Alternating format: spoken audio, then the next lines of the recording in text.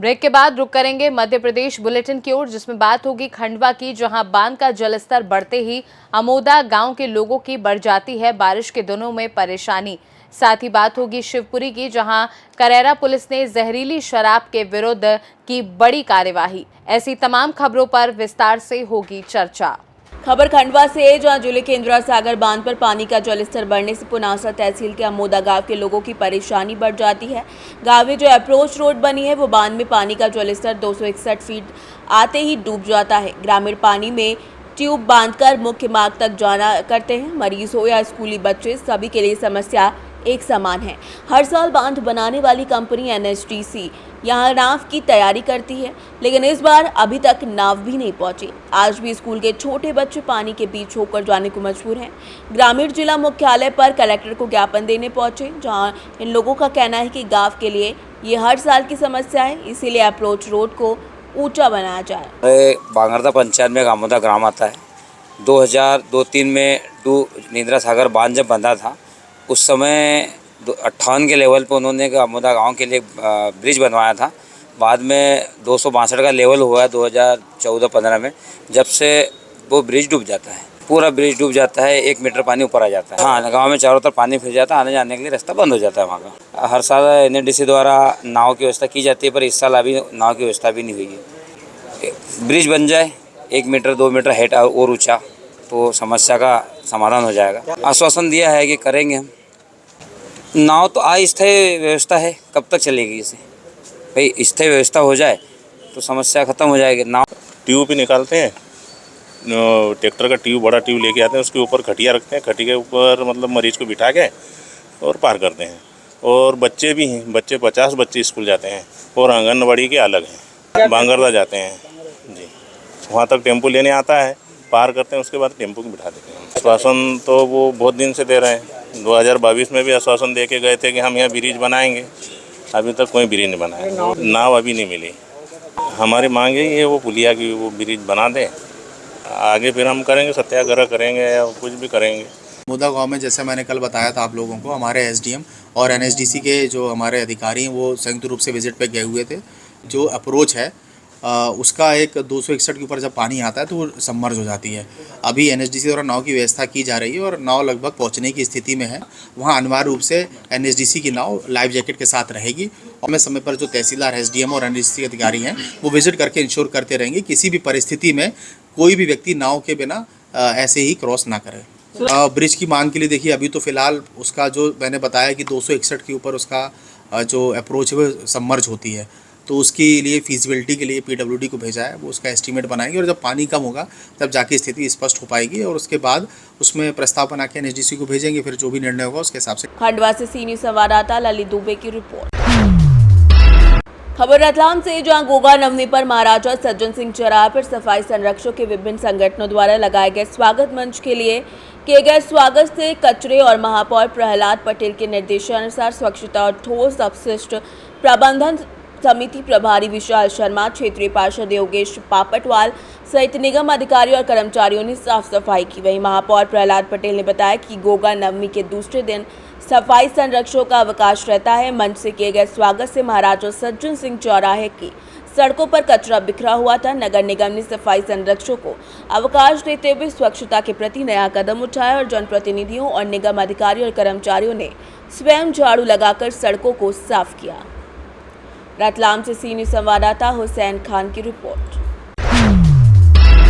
खबर रीवा से, जो समाज सेवी और विशिष्ट अधिवक्ता बीके माला ने प्रेस वार्ता कर लोक निर्माण विभाग क्रमांक 1 के वर्तमान कार्यपालन मंत्री मनोज कुमार द्विवेदी पर करोड़ों रुपए के भ्रष्टाचार करने का आरोप लगाया है। उन्होंने बताया कि मनोज कुमार द्विवेदी द्वारा फर्जी मनगढ़ंत दस्तावेज तैयार करके संविदाकार ने मिलकर निर्माण कार्य के खनिज के रॉयल्टी का फर्जी आदेश तैयार करके लगभग 3 करोड़ 30 लाख की राशि का भुगतान करके आपस में बंदरबाट किया। इस प्रकरण में बिंदुओं को स्तरीय जांच करवाकर दोषी व्यक्तियों के विरुद्ध एफआईआर दर्ज कराए जाने के संबंध में शिकायती आवेदन पत्र आयुक्त रीवा को दिया गया है। उन्होंने बताया कि मनोज कुमार द्विवेदी प्रभारी कार्यपालन मंत्री लोक निर्माण विभाग संभाग 1 रीवा एवं तत्कालीन प्रभारी कार्यपालन यंत्री सतना मध्य प्रदेश के पद पर रहते हुए अपने पद का दुरुपयोग करते हुए नियमों को ताक पर रखकर फर्जी मनगढ़ंत दस्तावेज तैयार करके कई करोड़ की राशि सड़क और अन्य निर्माण के नाम पर संविदाकारों से साठगांठ करके अपने निजी लाभ लालच में फर्जी दस्तावेज के आधार पर शासकीय राशि का व्यापक पैमाने पर गबन किया गया है। कार्यपालन यंत्री श्री मनोज कुमार द्विवेदी तत्कालीन कार्यपालन यंत्री सतना हुआ करते थे।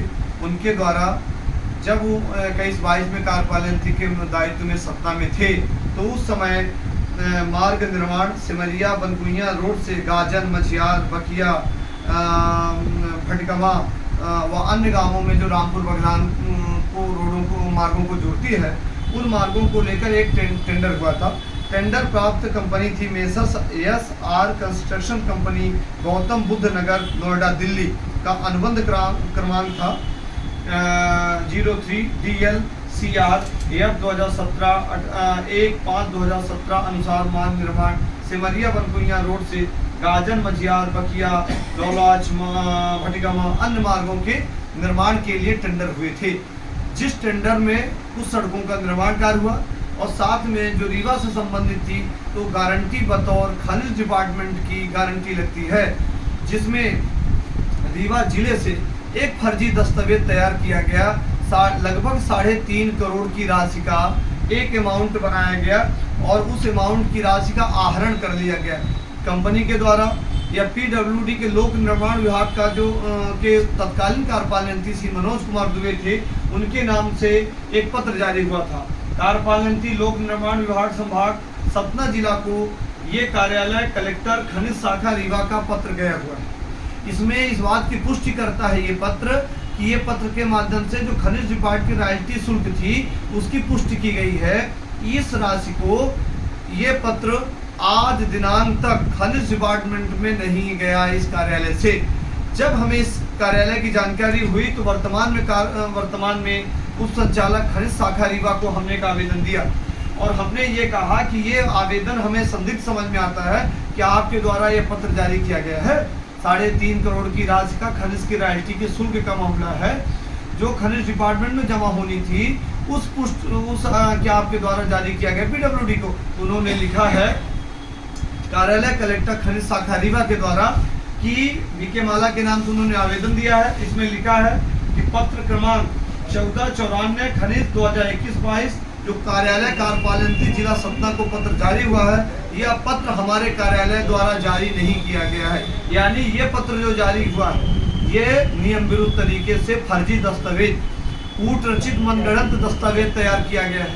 यानी इस प्रकार के फर्जी दस्तावेज तैयार कर ये पत्र किसको गया? कार्यपालन यंत्री को। और ये पत्र कार्यपालन यंत्री ने जारी किया है रीवा को। तो ये दो ही बातें हो सकती है कि कार्यपालन यंत्री ने यह पत्र बनाया या कि बीच का कोई दूसरा ऐसा व्यक्ति नहीं है जो पत्र बनाया हो। इसलिए कि पत्र जारी करता कार्यपालन यंत्री लोक निर्माण विभाग सतना है और यह पत्र रीवा से उनको रिटर्न होता है। तो ये पत्र किसने बनाया? जब वर्तमान कार्यालय से खनिज शाखा कहता है कि पत्र हमने नहीं बनाया, हमने पत्र जारी नहीं किया, हमारे कार्यालय में शासक पत्र नहीं, तो ये दस्तावेज आखिर किसने बनाया?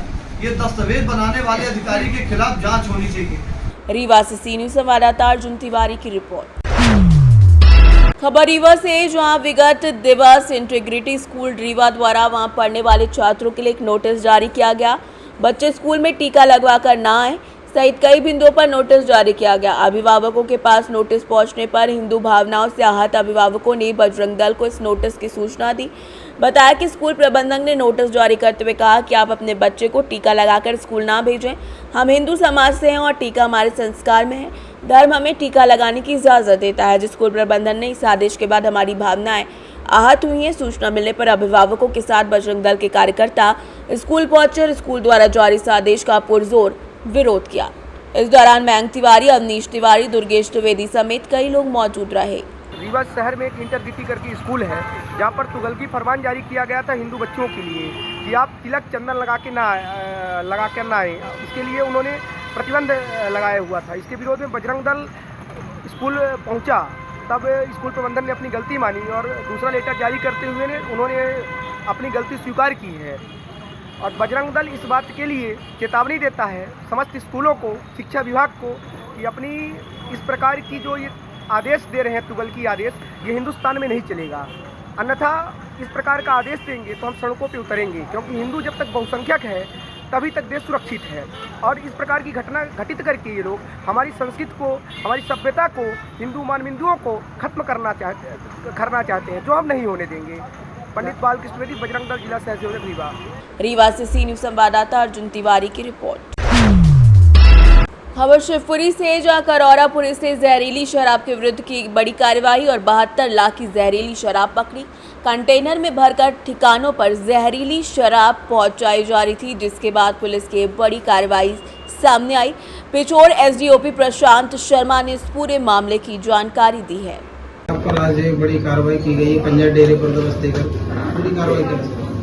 ये कल दिनांक 27 अगस्त को केरला पुलिस को मुख्य सूचना मिली थी कि अशोक कंजर जो है उसके डेरा पर ओपी से भरा हुआ एक कंटेनर अनलोड हो रहा है। तो सूचना की तस्दीक को पुलिस मौके पर पहुंची थी।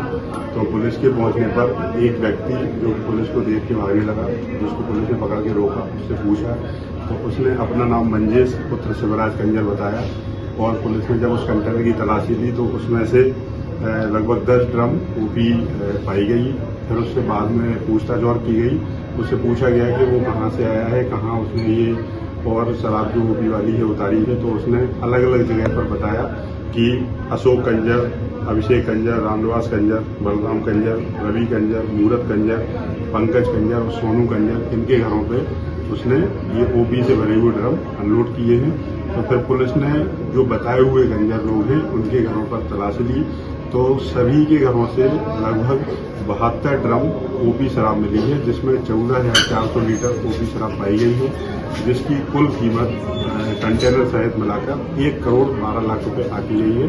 और अभी हम लगातार इसमें और उससे पूछताछ कर रहे हैं और जो शेष आरोपी हैं उनकी तलाश जारी है, जिनकी गिरफ्तारी पर हमारे एसपी सर ने 10,000 रुपये का इनाम घोषित किया हुआ है प्रत्येक की गिरफ्तारी पर। ये जो आरोपी हैं ये शराब कहाँ बेचते थे, क्या बताएं?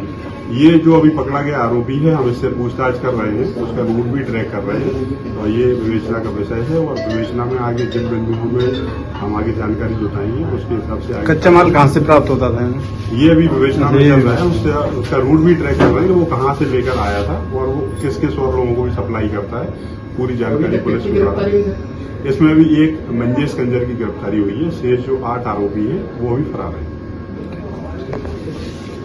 शिवपुरी से सी न्यूज़ संवाददाता विनोद सिकरवार की रिपोर्ट। फिलहाल के लिए बुलेटिन में बस इतना ही। वक्त है एक छोटे से ब्रेक का। ब्रेक के उस पार हम आपको और भी तमाम बड़ी खबरों से करवाएंगे रूबरू।